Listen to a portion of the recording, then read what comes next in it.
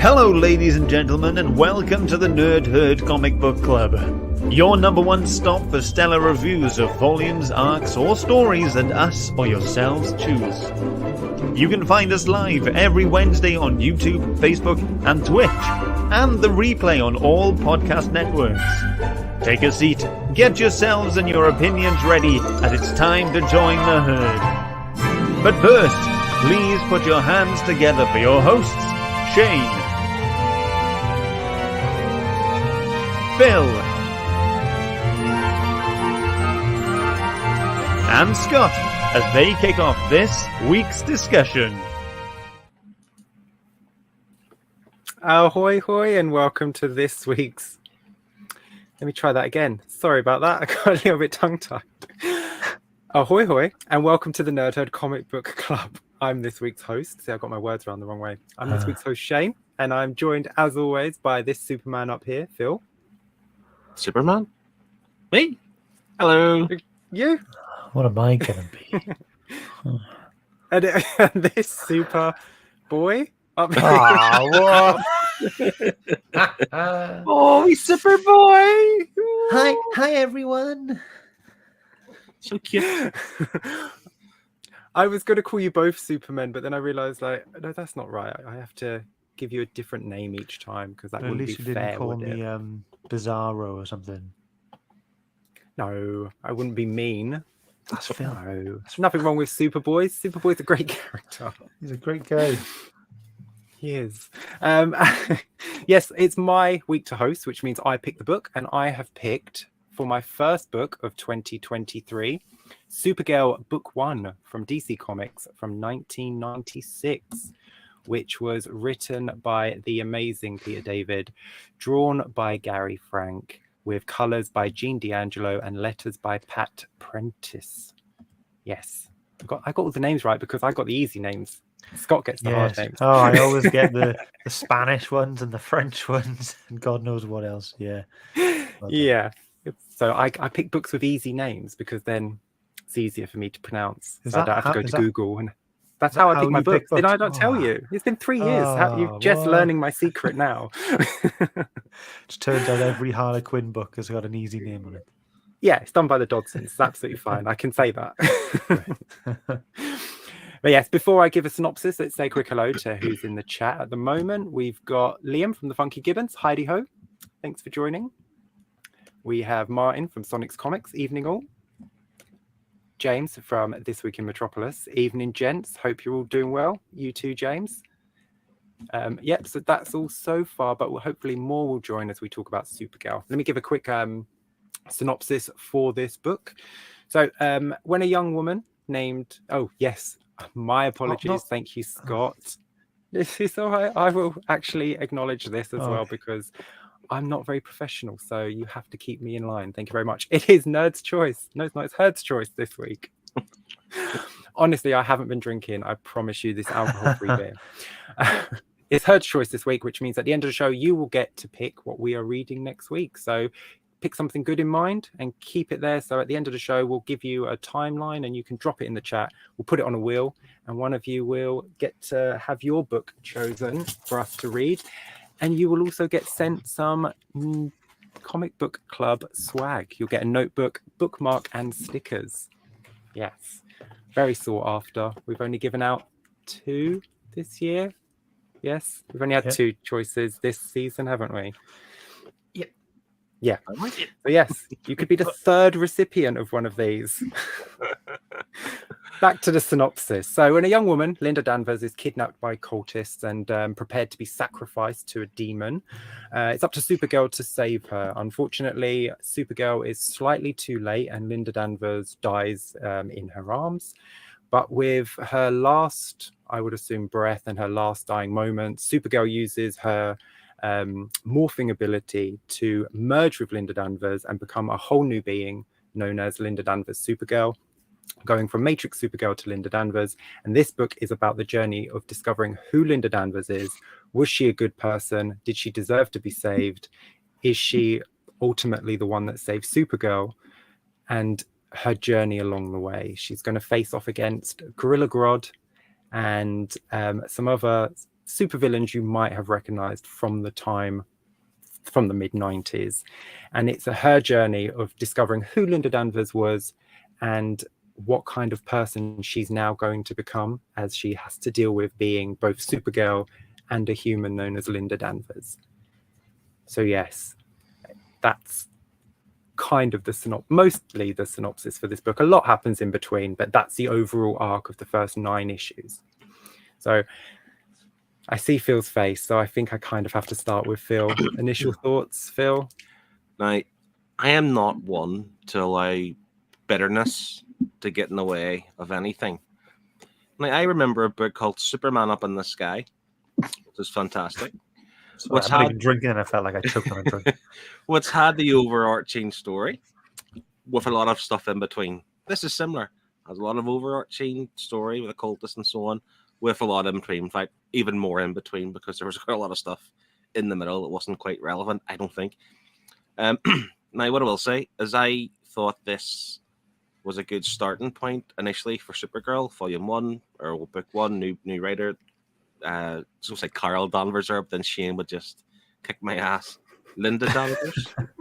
Linda Danvers. And I'm not going to lie, I think I'm really confused because this isn't a case of Linda Danvers is Supergirl. This is a case of, I'm assuming, is Kara Zor-El or no? Okay, No, her name's May. We'll just call her May for now. See, this is where I was getting really confused because she was called May by Ma and Pa Kent. It's like, who is this May person? But it's not Carol Danvers as Supergirl. It's this May who morphs in her. Sorry, Linda. I'm going to get this confused a lot. Carol Danvers is Captain Marvel. Exactly. That's why I try not to annoy you too much when I say it, but I get confused that this Linda Danvers isn't Supergirl. It's this other person called May who morphs into her for some reason, but every time, like, she still is the original Supergirl or May. You know, do you know what I mean? It's not like Carol Danvers becomes Supergirl. This girl is Linda. Supergirl. Linda. Oh, this is gonna go on all night. I know, but you know what I'm trying to say. I was just so confused. Like, I don't know if it was as good a starting point as I thought it could have been, because I do think you need to have some knowledge of who this May person is and what her powers are, like the TK burst and the PSI, whatever it's called. I'm not 100%. The art was lovely. I mean, Gary Frank's art's fantastic, no question. Yeah. But yeah, I think I'm slightly confused. And as I mentioned, all the stuff in between, you could have easily taken out a few things and had this like a shorter run, maybe 5 issues, whatever. But I might be able to help with that because back in the 90s, books weren't brought out to be a 4 or 5 issue story to put in a trade. They were just brought out as single issues. You collected them, and that was it. This is the only volume that came out in the 90s. So it's the first 9 issues in there. It's got a couple of extra issues, and the final 6 issues came out in a trade. They're the only 2 volumes that ever came out until now. Now they're releasing the books. So they were never meant to be a single story. You know, it was never meant 4 issues. That's one whole story arc. Then issues 5 to 7 or another. It was just tell your story as you go. That was going to be one of my points too. The fact that, again, this would be a good run, definitely, to read in single issues, like monthly by month. But for the purpose of what we do and what we're used to, I suppose, really, for the Nerd Herd, it's not a complete start, middle, and end story.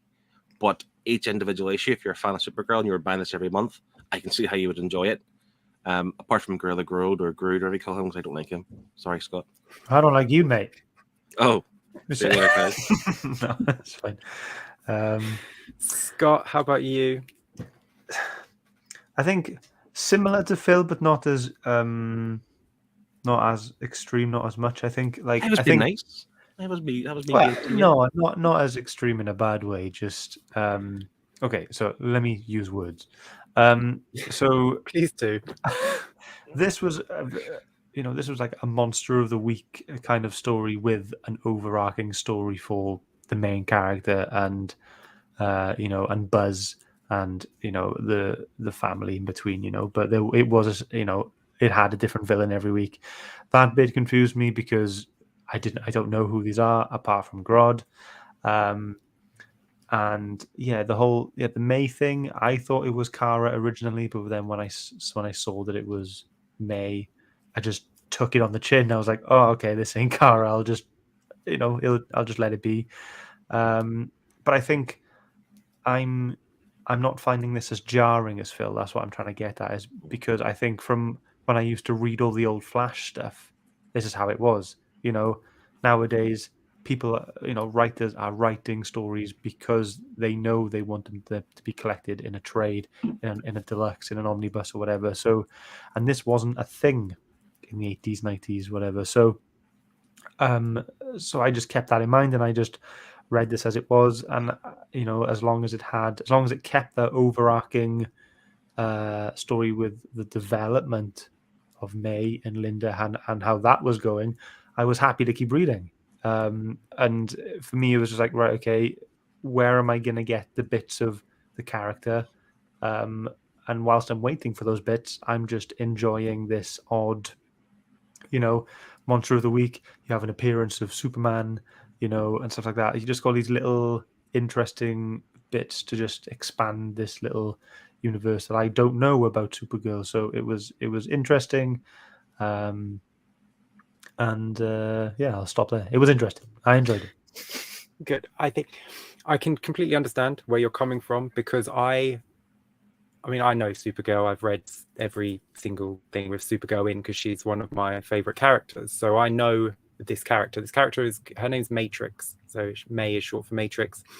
She's a protoplasmic being from another dimension who looks like a purple. She looks like Parasite, actually, like a morphed version of Parasite. Oh. She can shapeshift, and so she chose Superman's form as a homage to him. She even stepped in for him at one point and morphed into Superman to pretend to be Superman. So she has morphing abilities. Her powers are nothing like Superman. She's not Kryptonian, so kryptonite doesn't hurt her. She uses her tactile telekinesis and her psi blasts as her weapons. So kind of like Superboy. Superboy has tactile telekinesis as well, like rather than invulnerability and stuff. So I can see how it could be quite confusing if you know the character of Kara, Superman's cousin, and then you meet this version who is completely different.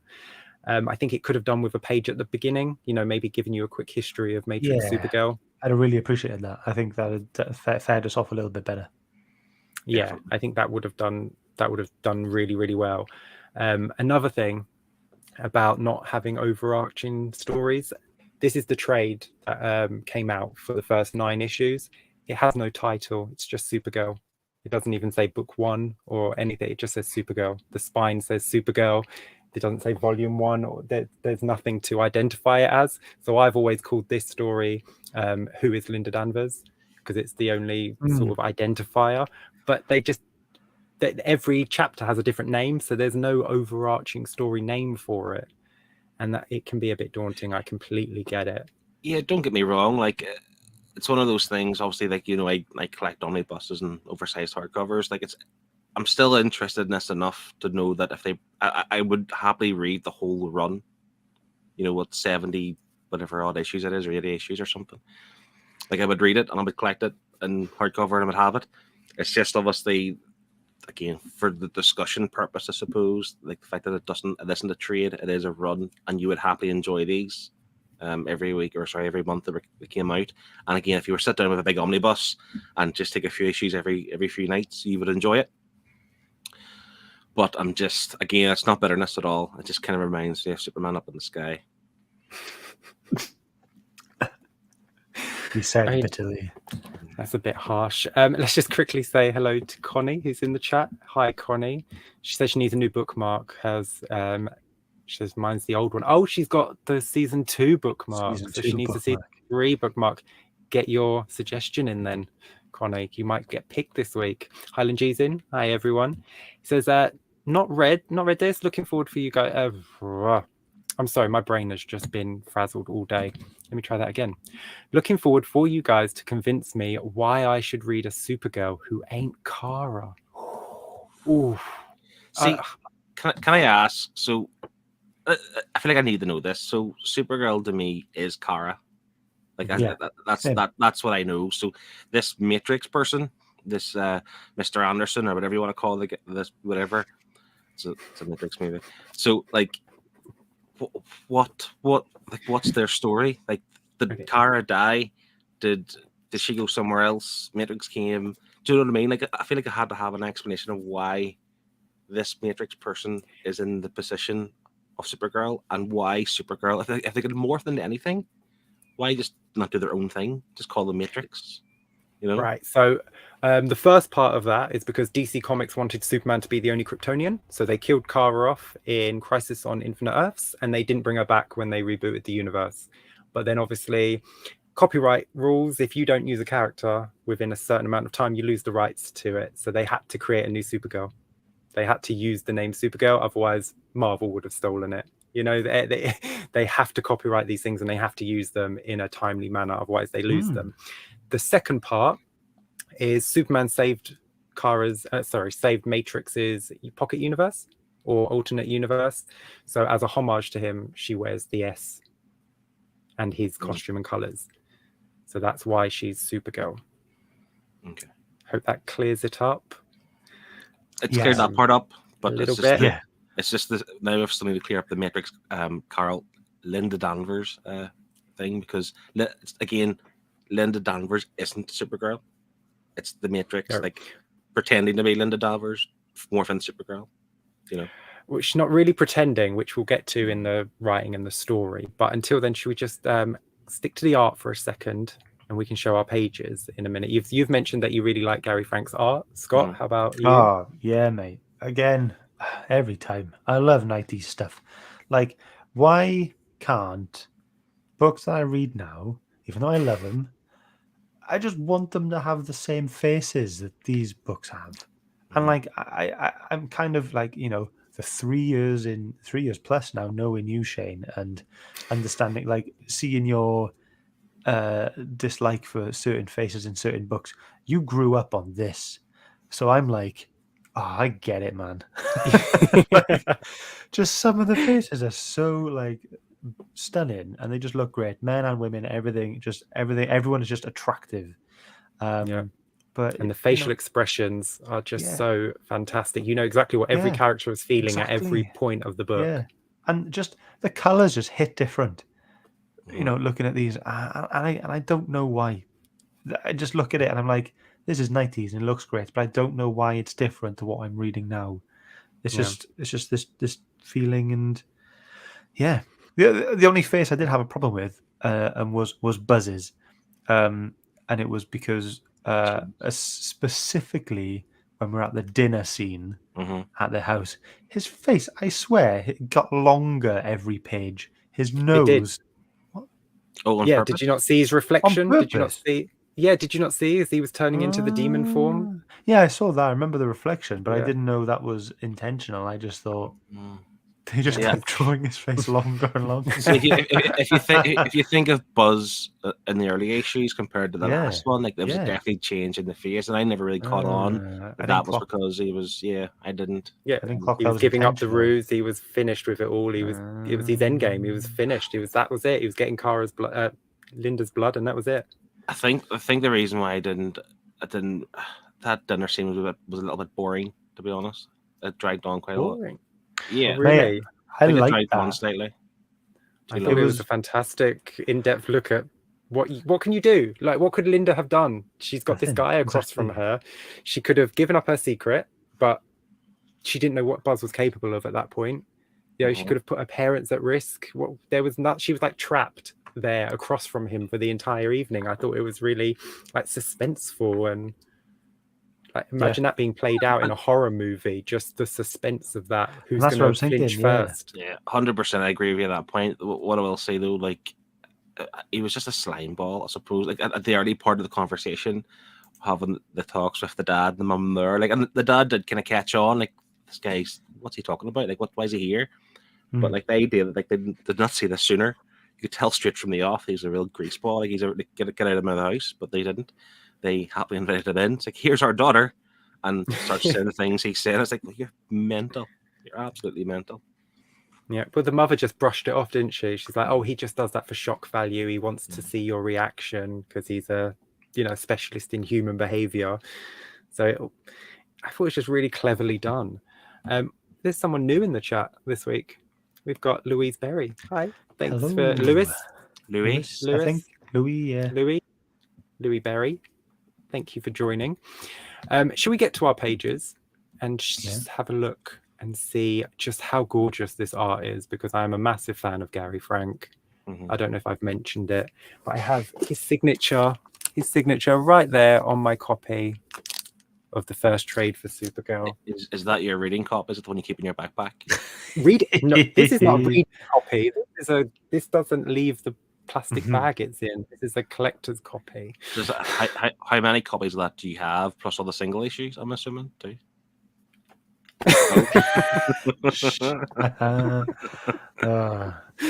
When I love a story, I get as many copies as I can, just in case something happens to one. Oh, okay. Phil, should we start with your page? Let's see what you have chosen.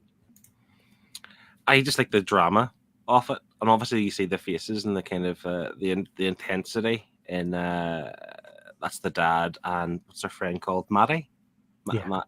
And this is the Gorilla Grodd thing. I don't know what was happening in the issue. He took over the world, removed the sun or something.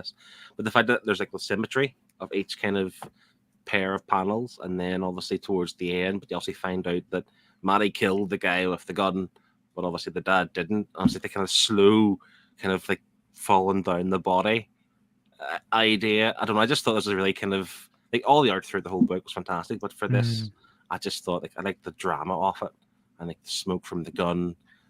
I just thought it was really cool, to be honest, and it stood out for me. Yeah. I really liked it, Right. but I had one little nitpick with this page. Like like you said, I love the symmetry, but what would have done it perfectly for me is the panel where it's the dad fighting. I just would have liked that to be on the totally right side of that, and you have the blam in the middle. So you would have like fight, like struggle, gunshot, struggle, and then everything else would have been like perfectly symmetrical. I understand why they've done it. I like it. It's great, but I just wanted to move that panel. It is awesome. It is great. Please, everyone. So, just a quick thing. That issue, or the Gorilla Grodd issue, where he first shows up at the end, that's a Final Night tie-in. So that was a 4-part miniseries where the Justice League are dealing with that issue. The sun being gone. See, it said that I thought it was one of the crises, one of the many crises DC have, because it referred to something that was occurring. Like, well, you didn't mention the previous issue, and all of a sudden it's here. So I kind of thought that at the time, which is annoying because we probably wouldn't have read that. If this was a trade, as we discussed, if this was like a trade, those 2 issues, it was actually 2 issues, they wouldn't be included. But they had to be, though, or they would have to be, because that's where the mother meets Buzz. When Linda throws her mum out the church, Buzz is the one that finds her and takes her home. So that's why she's so okay with him being around her, because he showed kindness on that night when everyone was a beast. I just don't like Gorilla Grodd. I have a thing for him against him. You have a thing for him. Again. Scott, how about your page? I had no idea what was going on, but this was a fun one. This was the one, the issue where that big like gloopy monster that was, I don't know, chemo that was re-put together in the recycling waste plant. And it just got, and the lead up to this was just Supergirl telepathically blowing this thing's mind. Really, wasn't it? Just by, can't remember what they said. It was something about it was something philosophical, wasn't it? Like, is anything alive? It was that kind of thing, wasn't it? But this page was great because this was just, he had totally just given up. He was like, "Yep, you're right. This is all weird, and I'm just going to go now." And he just kind of turned into this spiraling, I don't know, gloopy mess of stuff and just went up into the clouds and was just gone. But I love I love the gradient of that, the green to the blue into the clouds, and the detail just in that water and the swirls, and yeah, it was just for me. I was quite what's the word? Like encapsulated that in just really enjoyed it. Awesome. That was see. I mean, I'm a fan of every issue, so I'm going to say this every time. That was another good issue because Linda is actually Supergirl is actually talking to herself more than him when she's talking about being alive and what makes you alive, and she's just now experiencing life, something she never had before. She was just a being like him, just matter that just existed in form. And I thought it was quite sad that she lies to him and tells him he won't be anything more. So he just sort of leaves. But then he gives the entire town rain because they're experiencing a heat wave, which was a nice little final act. Yeah. It was awesome. I see every single one of these pages is gorgeous. Like, you just look at them for ages. My page, I picked this one. I absolutely love the shattered effect, and you've got Linda on one side, Matrix Supergirl on the other, and then all the things that have brought them to this point. This is Linda's past, Kara. I keep calling her Kara. This is Phil's doing. He's Kara. Matrix has. If you're confused, I mean, we're all just. I have never called her Kara in my life. I love Matrix Supergirl. So Supergirl didn't know that Linda was actually a murderer and a fellow cultist and had been drawn into this cult. She thought she was saving an innocent. And to find out all this and to just have her mind blown like this and to show it in such a way, I think this page is really, really good.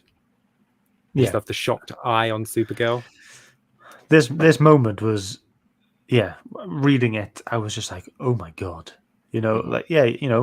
Superheroes save people, and good or bad, I guess. But in this situation, the only way for Matrix to save this woman's life, who she knew nothing about and assumed was an innocent person, merged lives together with this random stranger in a bid to save the life, because Matrix is the hero, and then to be stuck with this, these memories and this personality of this murdering cultist, it was mental. I loved it, and such a twist.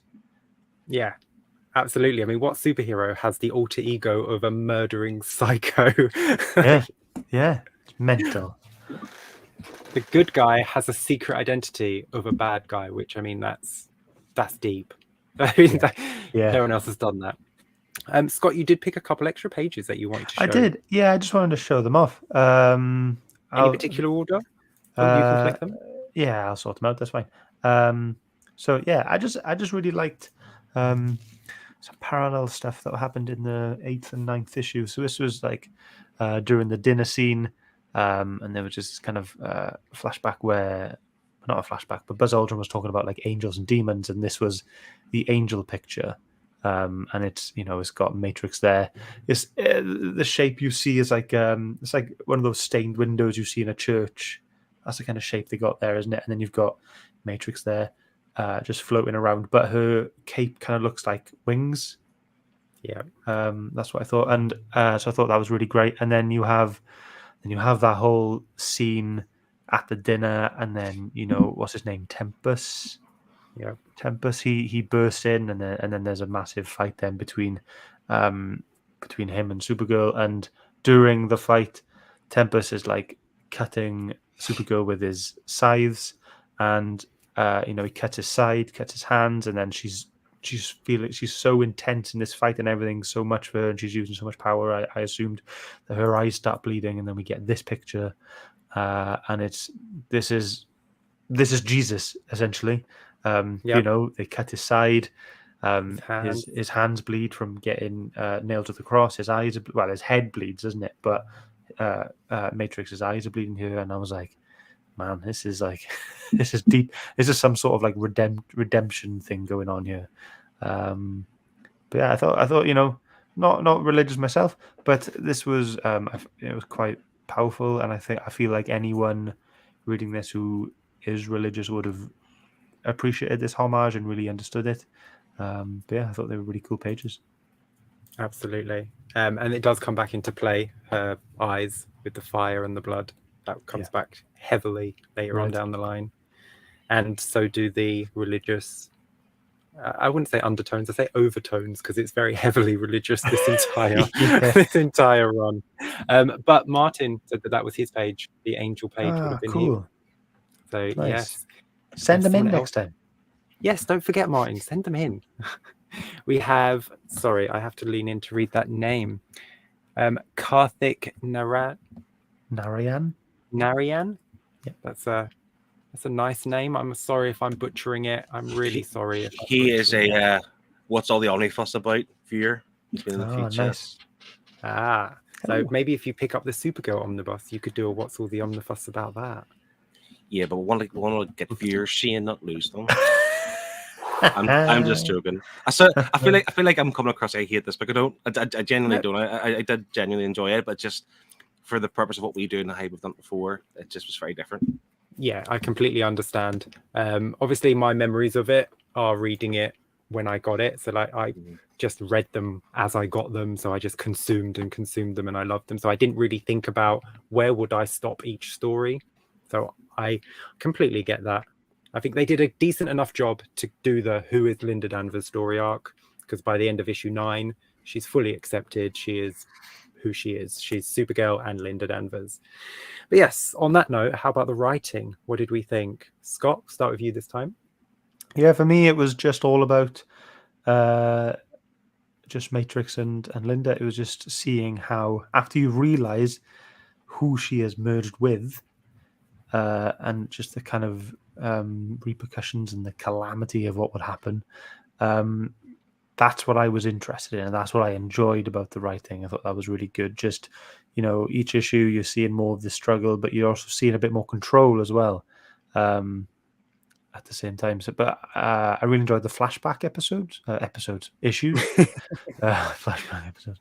Yeah, that was really cool. It was really nice to see us kind of like delve in to the past of Linda without just having an issue that was just a history, like a filler kind of thing. It was kind of, it made sense of the story. It was Matrix looking at these pieces of art and stuff like that Linda had made, and getting floods of memories back. And I thought that was really clever and natural way for us as readers to learn about Linda and her past and what she's really like.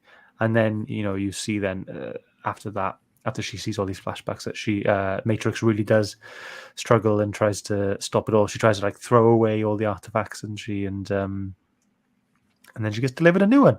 But the biggest thing for me with the writing was seeing that struggle and just seeing how it was all controlled and dealt with, if it was. I feel like I like the idea that she was remembering more and more about Carol, like even to the point where she remembered the story. Linda. I swear I am not in this on purpose. This is just anyway. So yeah, okay. So Linda. So then, even to the point of the story where she remembers the priest and he killed his wife and had another woman, and Kara or Matrix, whoever, didn't know the girl, but knew that Linda knew the girl. If you remember, so she's getting these memories as the Matrix. I feel weird saying the Matrix Supergirl, and like I liked all that, and I get the impression. Correct me if I'm wrong. As the run goes on, I'm going to assume that like she becomes more Kara or more Linda as the run goes on, because I feel like I wanted to have Linda Danvers Supergirl, not Matrix being Linda. Do you know what I mean? I wanted Linda to be the Supergirl. I'm assuming, does that happen down the line? Yeah, I mean, they become more one. They become one being by, I mean, pretty much by the end of this book, she's accepted that she is both and neither and all. She's everything all at once. Yeah. She she's lost half her powers now. She can no longer shapeshift or turn invisible, so because of her merging with Linda, and all her memories are back, and she is now just one person. So those powers are lost. I thought it was going to be like temporarily gone, but they're gone. They are gone. I don't think Peter David wanted her to have shape-shifting abilities or the ability to turn invisible. It's Right. like these are not Superman powers, are they? He wants flight and invulnerability and super strength. So and TK Blast. So does May still go to the Kent's house after this? Is she still living that life? Okay. No, May completely leaves. Spoilers for a 30-year-old book. Sod it. I'm not gonna it's not in continuity anymore. I'm not spoiling anything, am I? No, she becomes Linda Danvers. She lives Linda Danvers' life. She has a chat with Superman, explains everything. This is her life now. She is Linda Danvers, also Supergirl. So that's her life right up to issue 50. And then something massive happens in issue 50, which I will not spoil, which changes everything and is absolutely mind-blowing and amazing. And I loved every second of it. And it makes me want to go back and read every issue now because I know what happens. I was initially excited from this because, again, my thing is that if there's somebody who reads a story or a book and they love it that much, that I want that enjoyment that you got out of it. So I was excited for this, but I get the impression now that this book alone is not going to fulfill me to the same expectation or whatever you kind of thought about the book. It's if you read the full run, you'll get obviously everything out of it and you'll enjoy it a lot more. But certainly as an introduction, this is good. But I feel like I'm nowhere near where you are with it. I'm not like this is amazing. Like I'll need to read the whole thing probably a couple of times, like you have. I'm assuming you've read this at least 6 times, the whole run. Yeah, I mean it's only 80 issues. You can knock that out in a weekend, can't you? I struggle with 9 this week. Yeah. But yeah, and that's the thing. Like as I said, if the omnibus comes out, I'm going to buy it. I will buy it, and I'll enjoy it. Yeah, I completely understand. Like I say, my memory is of the entire run, so it's really hard for me to try to remember how I felt about the first 9 issues when I read them the first time. I know it was obviously good enough for me to keep reading, so I didn't stop. So there's that. But reading it again, like this last week, I couldn't stop. I was just enjoying it. It's like just the questions it asks, like, is a soul enough to make you a good person? Do you have to do good things to be a good person, or can you just be good? Like, what is it that makes you a good person? Was Linda really a bad person? Was she manipulated? If you do something bad because someone makes you do it, did you do something bad? Or it's just the questions that it gets you to ask even yourself. I was just rereading it and I was like, it's so much deeper than just flying around punching these bad guys every issue. I mean, I think issue 1, the title of that is called Body and Soul. So yeah, it is quite a philosophical look, and for what's his name, Peter David, to be able to write the whole dinner table scene and how like philosophically chaotic that whole thing was, and the discussions and the ideas and the theories that was going on back in there. He's Peter David's got a good head on him. He's a very smart guy, and he's definitely interwoven those themes and thoughts and ideas into this story, and it could be read as deeply as you explained it there, Shane. You could take loads of messages and stuff like that from it, or you could just read it as, someone flying around punching some things. Yeah. I think I was a happy middle. I was in between. I definitely picked up on the religious stuff going on at the end. And then, the very obvious philosophical stuff in that dinner scene. And then you get the odd narratives and the thoughts about, the who am I is what is good, what is bad, and all that. But with Linda, I believe that she, because you have the flashback where she's quite young meeting Buzz, isn't it? And she doesn't know about all this stuff. So I believe that Buzz is like evil. Obviously, we know he is. But but Linda was just dragged into this world and didn't know any better, and that kind of thing. So I'm hoping, I don't think I will read on, but I'm hoping future issues will talk about and show the Linda side being more good and understanding what she's done and what happened. Yeah. See, maybe I missed this. Did they address why Matrix Supergirl picked Carl? Like, why did she save Carl or Linda? Why did she save Linda? Like, why choose her? I'm sure that she's seen dozens of people dying in her past. Like, why did she choose to pick Carl to morph with, or whatever happened, merge with? I think it was the circumstances were probably perfect. She was just on the cusp of dying. She just thought about saving her. It was probably instinctual. I don't think it was. She didn't think it. When you read it and as you see the page unfold, it's not something she chooses. She just holds Linda and they just merge into one. I think it's just in her to save people.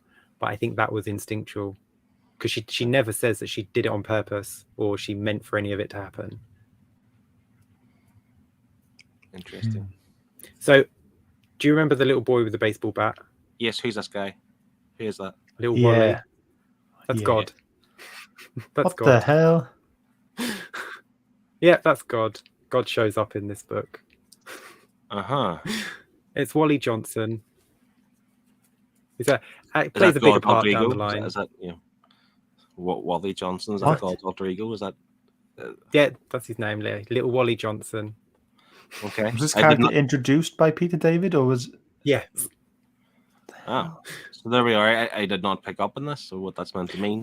Well, God has always existed in the DC universe because Spectre is God's right-hand man. So he's the right hand of God, the hand of wrath. So, God has always been a heavy theme in the DC universe, but now he has physical form. And as it's a little Wally boy Johnson. with a baseball bat. Yeah, little boy with a baseball bat. Little boy with a baseball bat. Why not? He could be whatever he wants. Not sure how I feel about this. Yeah, now that the little boy played a part in the story, do you remember the little girl who had the ball? Is she anyone? Is she like God's sister? Like, is she just around? No, she was just a kid in the park. Oh, okay. I will say it's not been one like it says he claims to be God and has the power to back it up, so people believe him. So I mean, he could be a fifth dimensional imp for all we know, but he says he's God and he has ridiculous amounts of power. So yeah, well, you know that it's him that saves Matrix at the end, isn't it? Because you see when she opens her eyes, you see a little baseball bat in her eyes, and but I would never have assumed that was God or some sort of divine intervention or whatever's going on. But no, you wouldn't, not yet. But later on, like I say, this book stays with the overtones of the religious aspect, and a lot happens with religious things. I don't want to spoil too much. I know it's a 30-year-old book. I don't want to spoil massive amounts, but it does keep that throughout because Peter David writes the entire run. Gary Frank unfortunately did leave issue 9, and we get a new artist for issue 10 onwards. But no, it's still gorgeous art. Who is it? I can have a quick look and tell you who the artist is for issue 10. The artist for issue 10 is, where are we? Leonard Kirk. Leonard Kirk does the art for issue 10, but that's what the cover of issue 10 looks like. So it's still very well done, and it's still very 90s. This is the problem I have here. So that picture of Supergirl, long blonde hair, that's obviously still Matrix. So again, my thing with this, I'm having a bit of a block to get past it. I can't get by it. Like, I want Linda Danvers to be Linda. I said it. Linda to be the main person. Like, Linda's hair, her eye color obviously was, well, the eye color is different, isn't it? Because Matrix has blue and Linda had brown. Color. Yeah, and the parents obviously picked up on that. But I want it to be Linda Danvers just wears the suit, not morphs into a different looking person. Okay, all right, okay. So read issue 50 on. That's all I'll say. All right. Without any major spoilers. If they release Omnibus Volume 1 and 2, I will pick them up. Yes, it does happen. It will happen. That's a long time. It's 50 issues for that to happen, though. That's a long time. It is, but a lot happens in between. Like they build to it very well, and the reason it happens is incredibly well thought out, and it does add some very good kinks to the story afterwards. I feel like I should just tell you all what happens. Nope. You're probably not going to read. I don't want to know. Can I ask about the villains that were used? Because I mean, I'm not a big DC guy. Obviously, I love Batman, but maybe I'm spoiled with Batman and his rogues gallery. Where sometimes I find when we read books for other, I'm going to say B-list, C-list DC characters because they're not obviously Batman.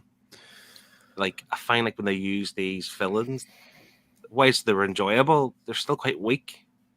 Like throughout this, we had that Chemo guy. We had I don't even know what some sort of demon that was in the other realm or the other plane. What was it? Cat. Yeah, Cat. and what was the other girl who morphed into Rampage? Rampage. Like, you're getting these really random kind of like they're a bit quirky and interesting, but they're still. I'm okay. I'm okay with that. I think I am to an extent, but I feel like I want more of a threat. Well, Buzz was the threat. Buzz is the overarching. His name was Buzz Aldrin, and I didn't explain why he was called after They mentioned the astronaut, but didn't explain why he's named after him. Like why pick that name? Just call him Why are you called Phil? Well, yeah, but I'm not named after. It's like just call it like Max Power. Just give him a different name. It's just like why Buzz Aldrin? What's the nod to that? I doubt his surname really is Aldrin. I think he just said that. And then no one picked him up on it. So he was just, he's a bit of a dick, isn't he? So I think that's what I was thinking. Like... He's obviously a demon or whatever he is. So he doesn't have a name, a human name. So he just picked one. Buzz Aldrin. That's a human name. Like in the newspaper. Yeah. Buzz Aldrin. Yeah. It could have been anyone. And actually, did you notice there was a newspaper article that said Gary Frank something or other was cut off? Yeah, at the end. I like that. Yeah. Saw that. It said, thanks for all his work on, Ah, so it was a nod because he was leaving?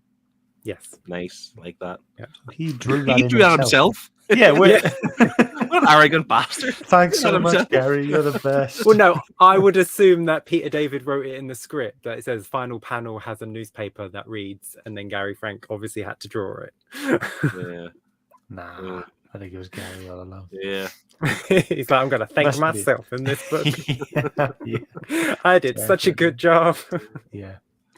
But yeah, no, I was okay with the B-list, C-list enemies and stuff coming in just because it kept the focus on Buzz as the overarching threat to the whole story. I think if you had too many A-listers, bad guys, then I think it would have taken away from the severity that Buzz was kind of. Yeah.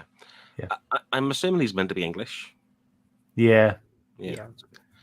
I was getting across very Constantine. Yeah, that's the vibes I was getting at the start. Yeah, kind of lurking in the shadows, a bit lurking in the background, just kind of, definitely Constantine vibes until he became a massive jackass. Yeah, towards the end. Although, I mean, during the final night with Gorilla Grodd, he did stop her from killing her mum. He's like, Supergirl, don't. Like the way it was worded, he gave her that second of clarity, and then later on when she's fighting Tempest, he saves her again, and it's like what's his problem? Like he flip-flops. I think he just does whatever he feels like at that moment. He is like John Constantine in that regard as well. I think by the end, I think he's got Constantine? No, I think he just has feelings for her by the end. I think he's just. They do mention that briefly. Yeah, I think he's fallen for her. I mean, I think I've read on, so I'm being very vague. So basically, you're saying yes, he has. Yes. I don't know. I think maybe he's. I take it Buzz obviously is a pretty prominent character throughout the whole run. He does come back a few times. Yes, you get some great intro. You get some great characters as well. You get the Marvels show up, Mary and Captain Marvel Jr. You get the female Furies. I was going to say that I read the digital copy of this. And in the middle of I think it's like after issue 5, we had that Shazam, what's her name, Mary something, Marvelette. Oh yeah, +1. Yeah, so I had that storyline. I was like, wait, this is rubbish, and I had to flick through because I realized it wasn't part of the 1 to 9. So it kind of threw me off a bit. So I didn't like it. I don't know why they do things like that. that was a weird issue where like she accused this cop of like being inappropriate with her when he was just trying to arrest her and kind of like search her from shoplifting or something. I just didn't like I didn't like the way it bang in the middle. This had this random 2 issues, and it wasn't until I read the first one I was able to skip through and realize it's not what we were meant to be reading. So if any of you guys any guys watching read those 2 issues, they weren't meant to be read. So I'm trying not to judge. Issues 1 to 9. I'm trying to judge this book on that issue. Yeah, no, they're just one shots. I don't know why they put those in there. Probably just chronologically, they came out at the same time, I guess. That's But just maybe bang in the middle as well. So it's per mapping of a book. Just give us the first 9 issues and then carry on with that. just put things like that at the back of the book. If you have to put it in, put them in the back like extra stories. There's no need for it. Are we ready to do our final thoughts and scores? Because we have to do our Herd's pick. Yes, Yes. I'm ready. Okay, so anyone in the chat, if you've read along, please drop your score in the chat. And as always, we will add it to our own. Also, don't forget to drop in a book for us to read next week, which we can put on a wheel and we can pick a winner. I'm really looking forward to seeing what we're reading next week. I love the mystery weeks. It's really fun. I'm not even going to mention what book I don't want it to be because I don't want it to be that book. Because everyone will pick that book. Exactly. You know they will. Yeah. Phil, do you want to kick us off with your final thoughts and scores, please? I'm gonna go for a modest score because I did really enjoy this. There's no question. It was fun. I just can't get past the whole. At this point, for 9 issues, I would have thought you could have easily had Linda Danvers take full control and the full mantle of Supergirl. I didn't know anything about Matrix. Didn't know who it was until you said earlier on tonight. I assumed it was Kara. Hoping it'd be easier and simpler if it was Kara. To be honest, just give me Kara. I'm going to call her Kara. But then I don't know her powers, like morph and all that kind of other stuff. But I like the kind of the story overall, like the idea, like you mentioned, about the kind of deep thought about delving into like the plan, like getting Linda involved in the cult, and it came to all this, and you know. I like the kind of monster week, or what's the phrase you use? Monster of the week. Monster of the week kind of thing, but at the same time, I maybe don't want as many in between. Just give me 2, not like 4, just to kind of condense it slightly. And but the art was fantastic. There's no question. Gary Frank. I mean, I've only ever read Gary Frank's more modern art, which is still similar to this, but you can tell there's a big difference. And I'm not saying the modern stuff's better; it's just very different. But this looks great. It looks fantastic. And I love it all, the new stuff and his older stuff. I don't know if I keep calling her Carl and not Linda. I find the whole thing slightly confusing. I really want to like this more, but I think I'll get more out of it by reading the entire run. But I'm going to give it a modest score and give it a 7, just because I'm still confused about the overall thing. But I enjoyed it. Awesome. Scott? Yeah. Cool, strong start, I think. The thing that really, done it for me was just how intelligent this book is. But you don't need to be intelligent to read it. You can get whatever you want out of this book. So it's for dummies. It's for dummies too. It's for smart people and not so smart people. I love that. It's an absolutely beautiful book. I mean, like I said earlier, all the faces, all the anatomy and everything is just awesome. Looks stunning. The colors are amazing. Facial expressions are bang on. Everything's just great. For me, I was loving the twist with Linda's past and Matrix trying to fight with that, and just trying to learn how they could be together and work together and just be really good. I'm going to keep it short and sweet. It's going to be the same as Phil. It's going to be a 7. I was going to go a bit higher, but I think the thing that brought it down for me was the whole confusion with May and it not being Wally Kara. Johnson. And what the hell was Wally Johnson? But yeah, I'm going to go for a 7 as well. Awesome. Wow. I'm happy with that.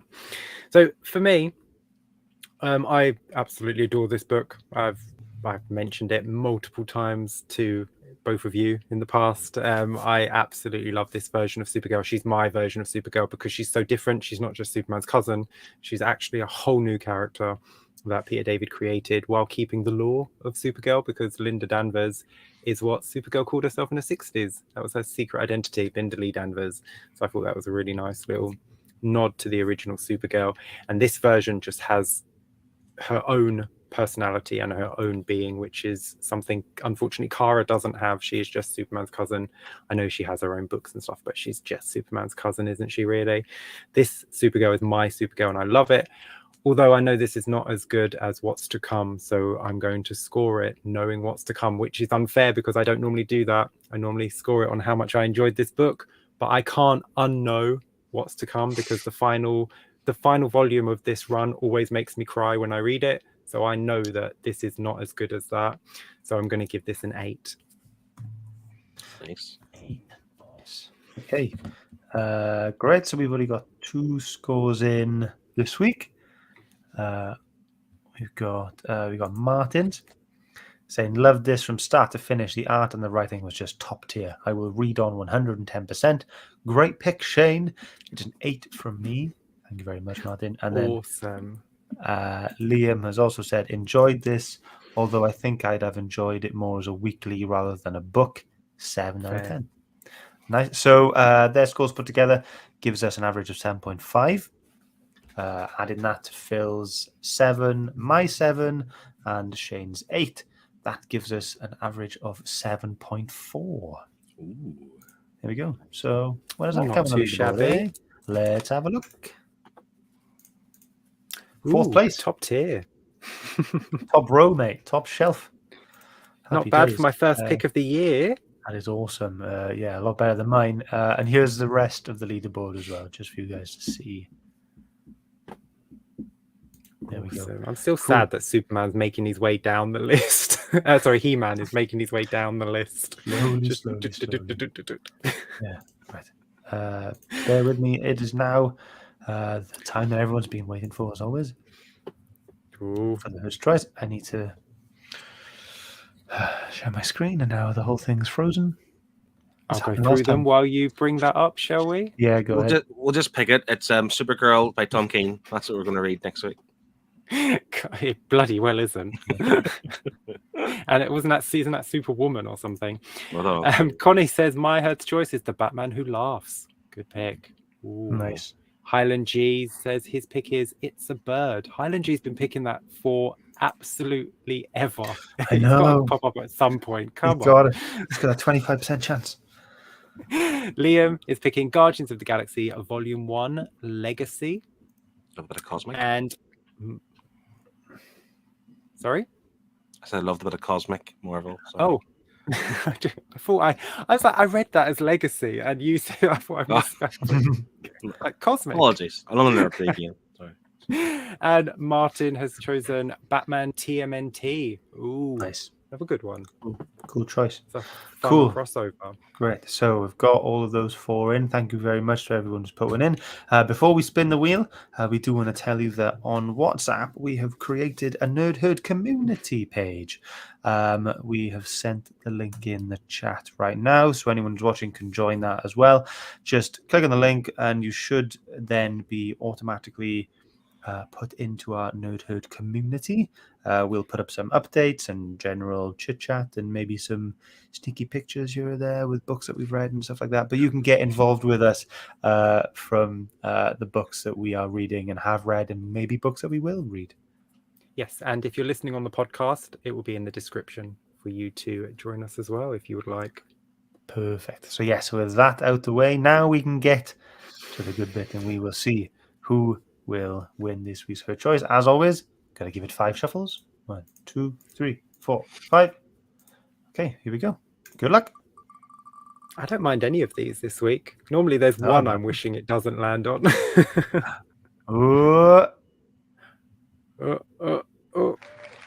there we go. It's Liam again with Guardians of the Galaxy Volume 1 Legacy.